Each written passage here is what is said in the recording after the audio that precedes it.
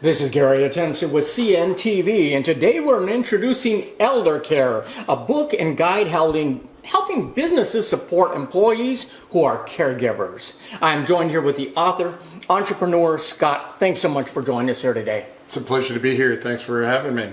I'm going to start off a little bit about yourself. You're formerly educated at Embry-Riddle Aeronautical University. In the past, you have been president of Senior Helpers. You are also the co-founder of Senior Providers Network. Your entrepreneurial journey really has led you to the successful launch of an employee benefit framework and now the authorship of influential works in elder care. Share with me a little bit, first of all, how this passion for caring and support of others began for you. Wow, that was a lot. Yes, it was. No, it kind of all started back, when I was in high school. I was actually a caregiver for my father, or my father's father, my grandfather. He lived in a bed next to me, helped him get up in the middle of the night onto the commode, went to school the next day and never thought anything about it. As my life progressed, I got into a little more into elder care with my father. My father was getting old. I was living in California, and he had a heart attack, and he had to have open heart surgery that ended up putting him on his back for a while. So I had to leave California, come take over, pay his bills, look after him, and I ended up really taking care of everything for the next 7 years. So that his last year and my wife's first year, so my father's was ending and my wife was diagnosed with terminal pancreatic cancer. And so I was taking care of my father and my wife at the exact same time. And it just was very nerve-wracking. And my dad was in North Carolina. I lived in Florida.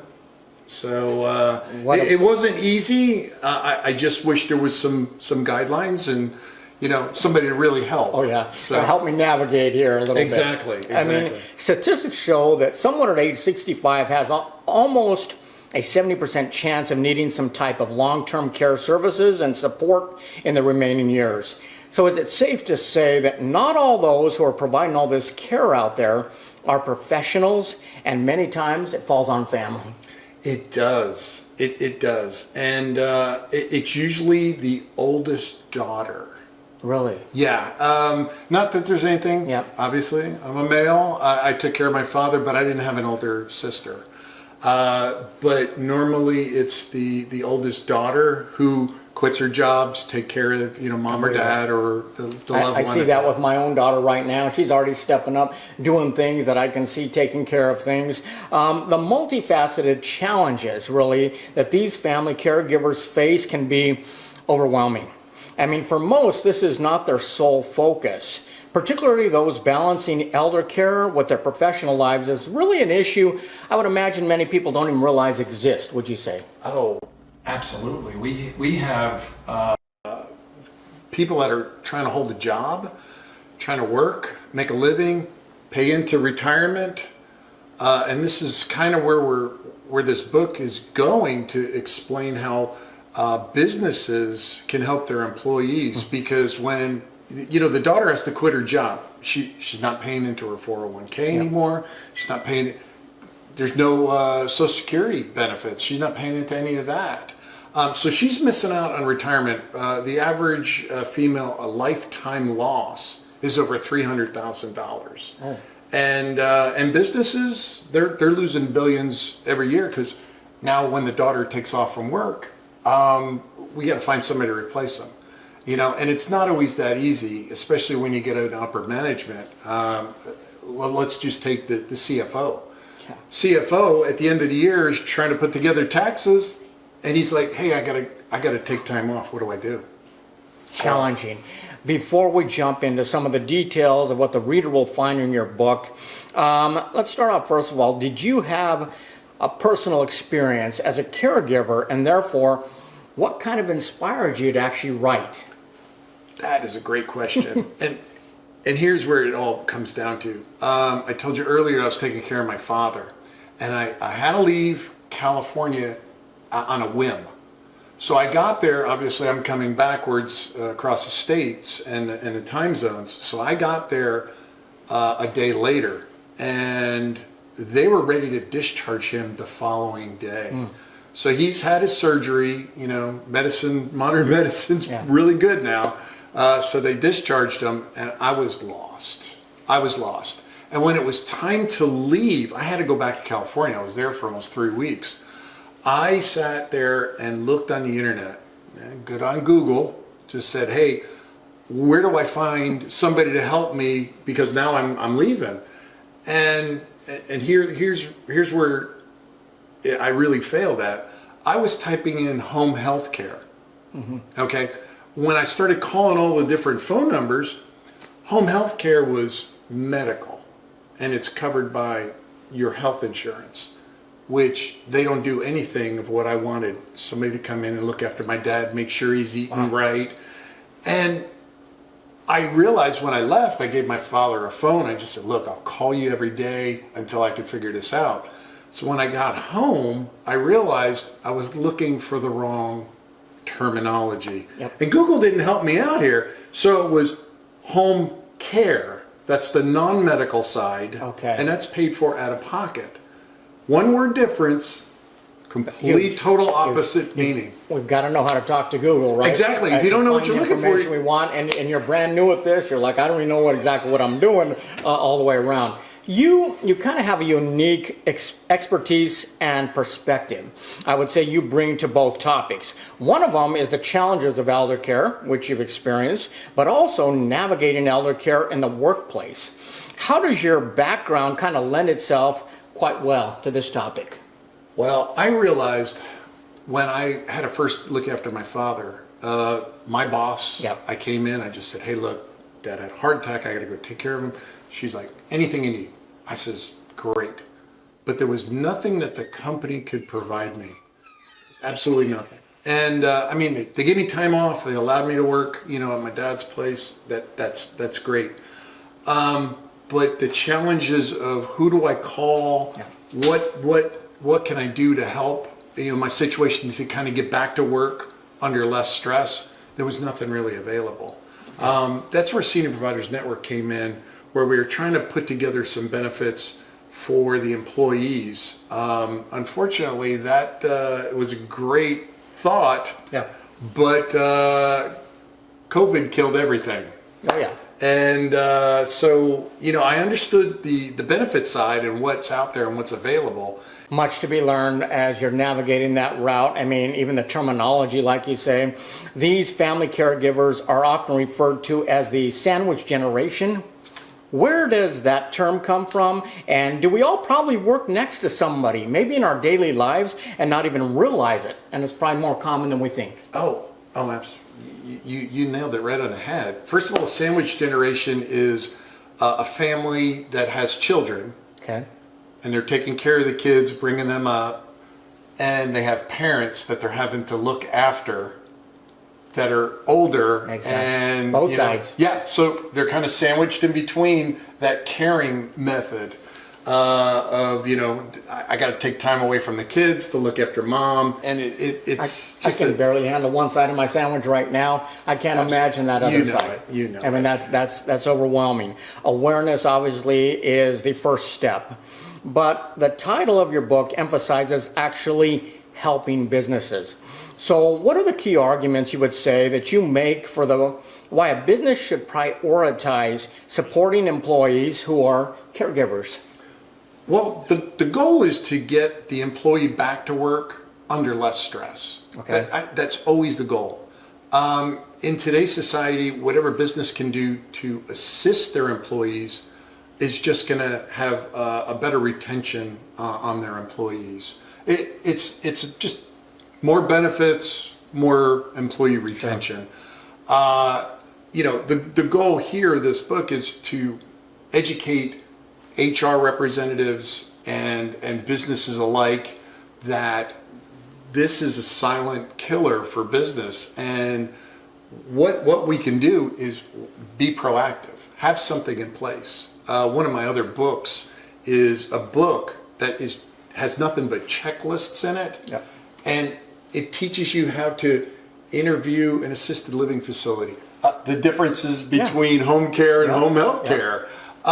Legal challenges, financial questions, all the different things that you might need, even down to taking mom to a doctor's appointment, what it is that we need to do. So having that at your fingertips is so much better than, you walk into HR and go, hey, look, I got to go take care of my mom or my father. And you get the deer in the headlights there. There was no assistance where they could pull books off the shelf and say, here you go. This is an opportunity for you to better understand what your challenge is. The problem is, when we have a child, you have 9 months to figure it out. When mom or dad falls and breaks their leg or their hip, you have 9 seconds to go, what do I do? How do I figure this out? So, of course, you can't ask a business to go in and help in every situation, but to have and be proactive and have those resources available ahead of time is just beneficial. I can definitely see the problem out there. I mean, speaking of the problem, so what does the lack of elder care support in the workplace look like? I mean, is there a financial impact? Are there costs involved? Even beyond just the loss of productivity? Yeah, so there are employee benefits out there Yep. that companies can buy into part of their benefit package. There's volunteer benefits. So, for instance, if a company feels that they don't, need everybody to have this benefit, but they'll offer it to the employees on a volunteer basis, they can help pay for that themselves.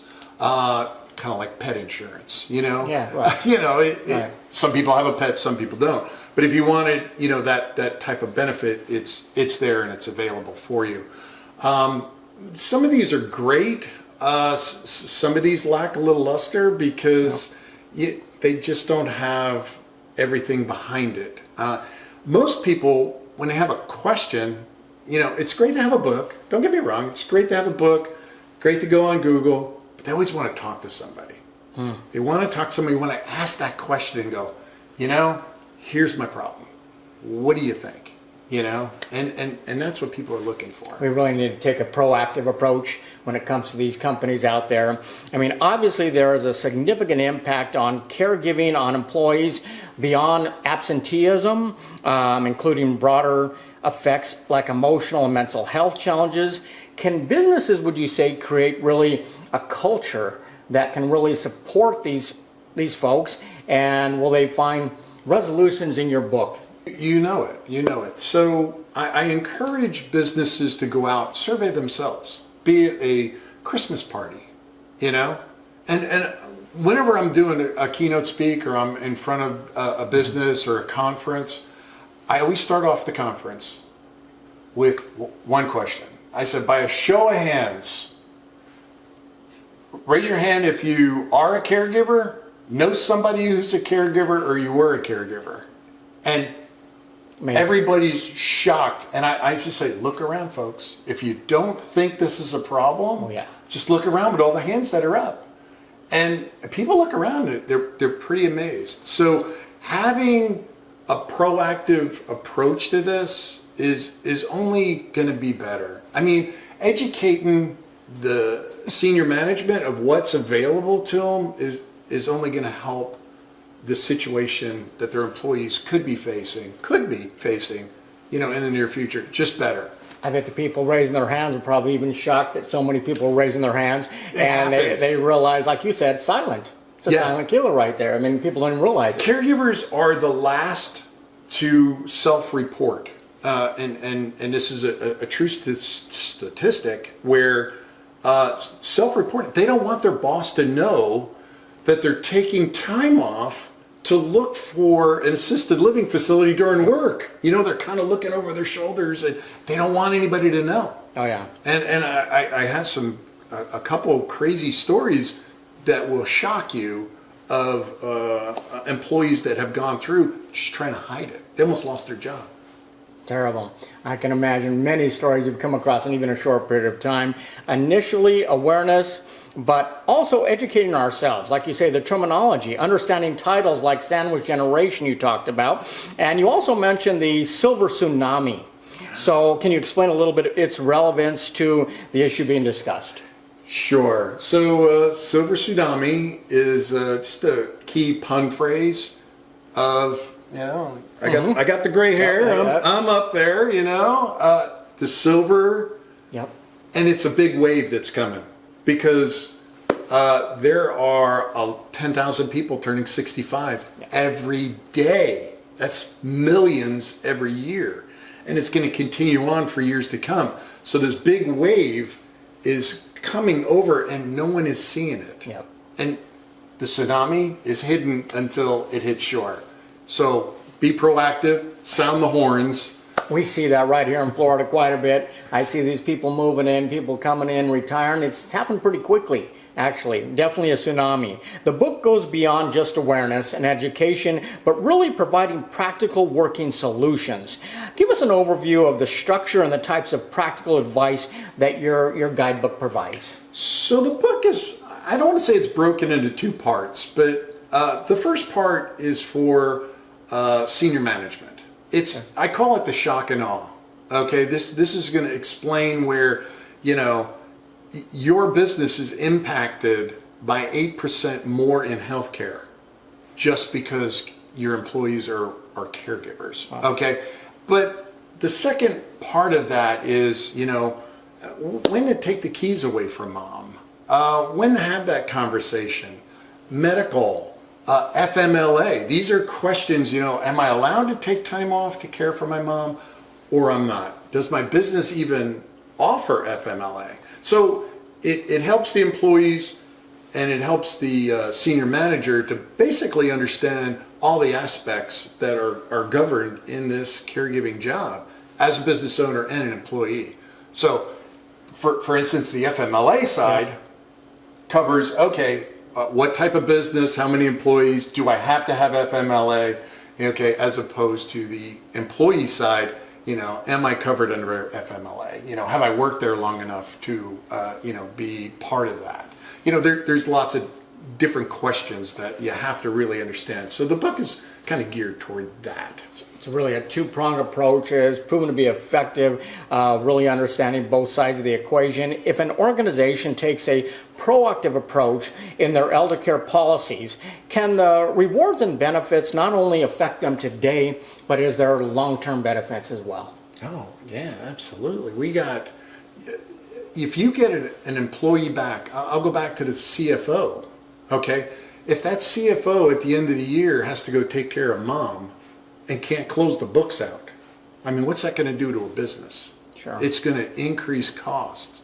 So if you can have, a proactive approach where the CFO actually knows what he's going to do, or at least has some idea, some guidelines or some books to really get into and find his way through this, he's going to get back to work faster, as opposed to not having all that resource available. And he may be out for a month, sure, 2, 3 months, and now you got to figure out, all right, who's going to close my books out?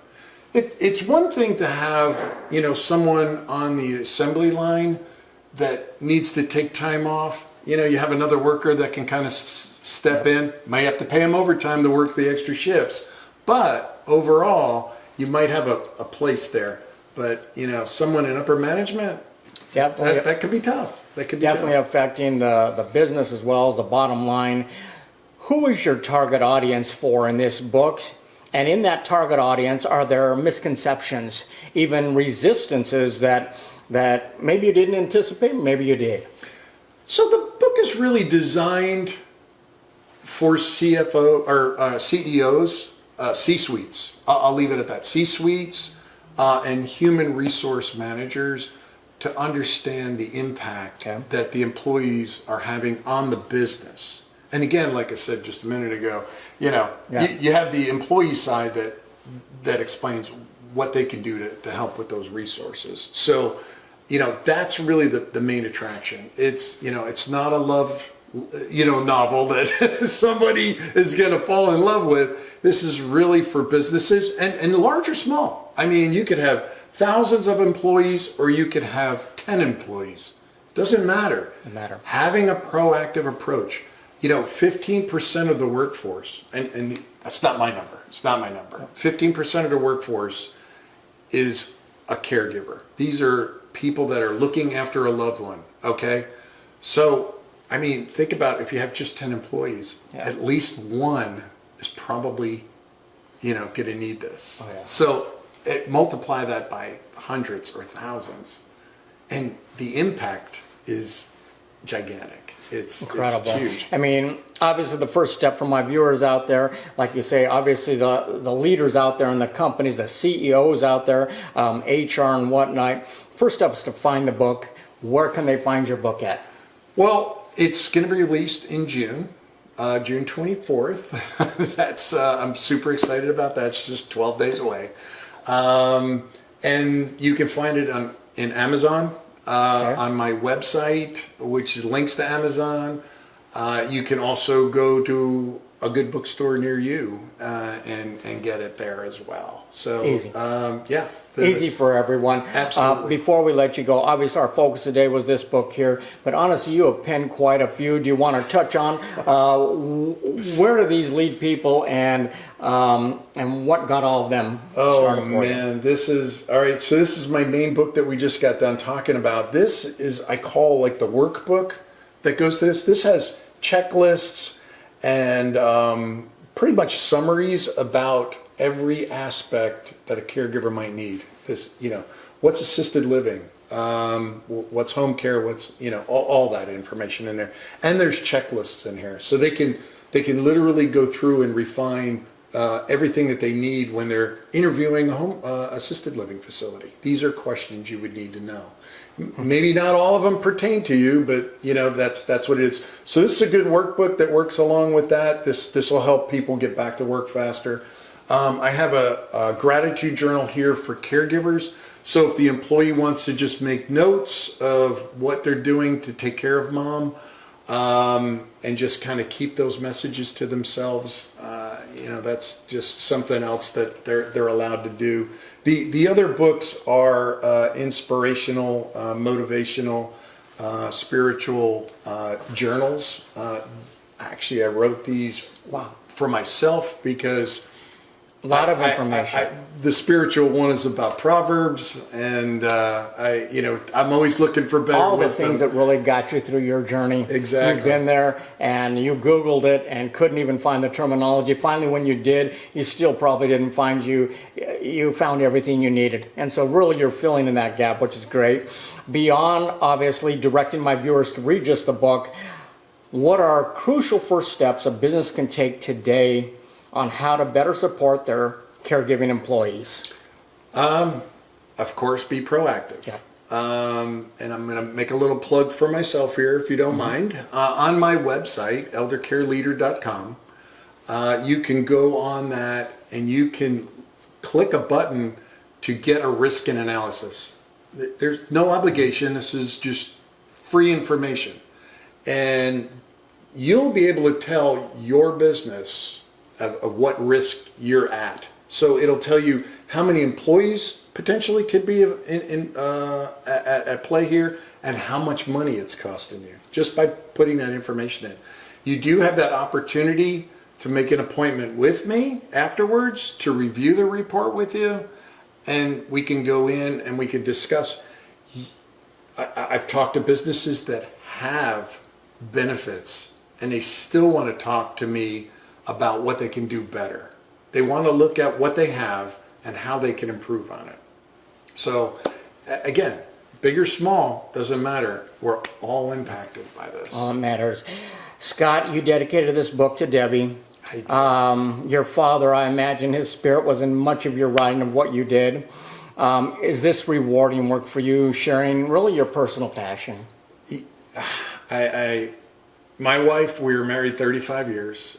She had the terminal cancer for 2 years until she passed. And she was the inspiration that got me started writing this book.